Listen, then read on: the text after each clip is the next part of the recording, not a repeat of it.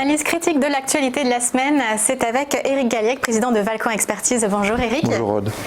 Et donc on commence ce matin avec la performance hebdomadaire des marchés qui est très mauvaise en Europe comme aux États-Unis. On perd 3% sur les indices européens, un petit peu plus avec la baisse de ce matin. Les États-Unis aussi ont perdu un peu moins de 3% et l'euro continue tout doucement à baisser contre le dollar qui bénéficie de sa position de monnaie refuge en quelque sorte lorsque les marchés se mettent à baisser. Alors on va en voir les raisons. La première actualité de la semaine, cela dit, elle est positive. C'est le mariage de l'année qui va peut-être avoir lieu entre Fiat et Renault. On croise les doigts. Alors enfin une actualité positive. Il y en a de temps en temps. Elle vient à nouveau des entreprises avec cette fusion possible. Peut-être, hein, rien n'est certain aujourd'hui entre Fiat Chrysler et Renault. Ce serait plutôt une bonne nouvelle du point de vue industriel, du point de vue de la constitution d'un groupe européen de taille mondiale. Et pour l'automobile qui en a besoin aussi. Pour un secteur qui en a besoin, parce qu'elle est confrontée à des problématiques extrêmement lourdes d'investissement dans le passage au moteur électrique, dans la voiture connectée, dans la voiture autonome. C'est une véritable révolution. Le secteur est habitué à ces mouvements, à ces lourds investissements. Néanmoins, celui-là est quand même pas mal et donc il justifie, pourquoi pas, donc cette fusion pour laquelle on a quelques doutes néanmoins parce que le prix, quand on regarde tout simplement les capitalisations boursières relatives de Fiat Renault depuis un an ou deux, on voit bien que Renault a beaucoup baissé et beaucoup moins que Fiat. Donc il y a peut-être une notion d'opportunité que Fiat exploiterait et qui amène certaines discussions. Mais en tout cas, c'est plutôt une bonne nouvelle que de voir la constitution de ce géant, de ce leader mondial qui pourrait être européen. Donc plus 1 sur le scénario. La deuxième actualité, c'est la guerre commerciale qui continue bien évidemment et qui s'oriente de plus en plus sur le terrain technologique avec la bataille sur les terres rares. Elle est très négative cette actualité.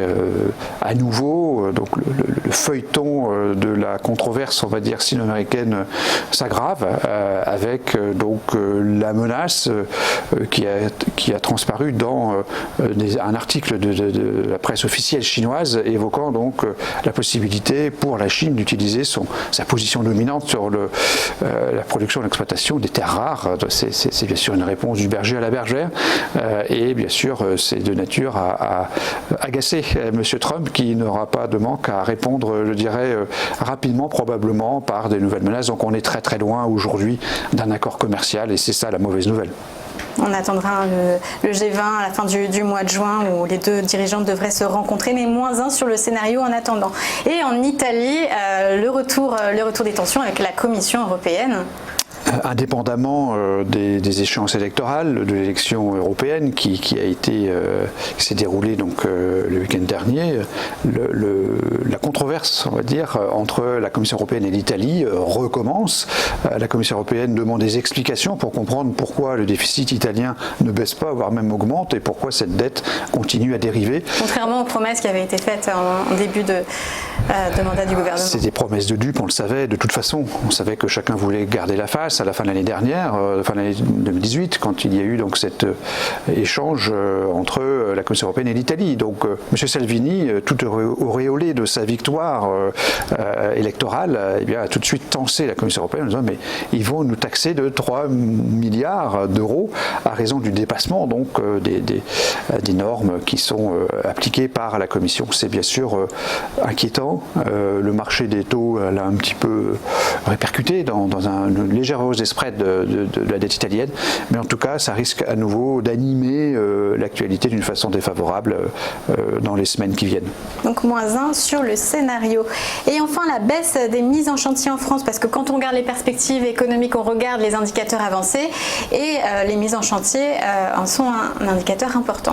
En France, les mises en chantier de nouveaux logements, c'est un indicateur avancé qui fonctionne bien, hein, qui marche bien. Quand le bâtiment va, tout va, c'est ce qu'on dit. Donc le bâtiment va peut-être moins bien, ou est en train d'aller moins bien, ou va aller moins bien, parce que les mises en chantier donc diminuent d'une façon assez importante.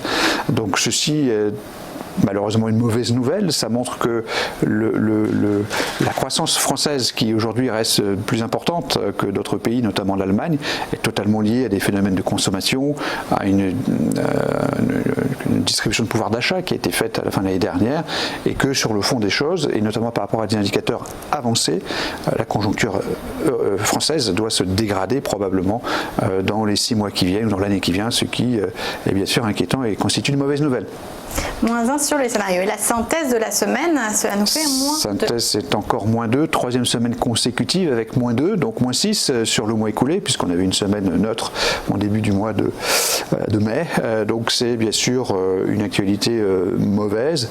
Elle est aujourd'hui la combinaison d'aspects politiques, financiers et économiques, avec donc ces 3 éléments négatifs que constituent les tensions sino-américaines, le retour des inquiétudes sur l'Italie et la baisse des mises en chantier en France, tout ceci modérément compensé par l'actualité des entreprises avec toujours l'activité de fusion-acquisition importante. Donc au total, -2, une actualité bien négative et donc en glissement mensuel, -6, ce qui est défavorable.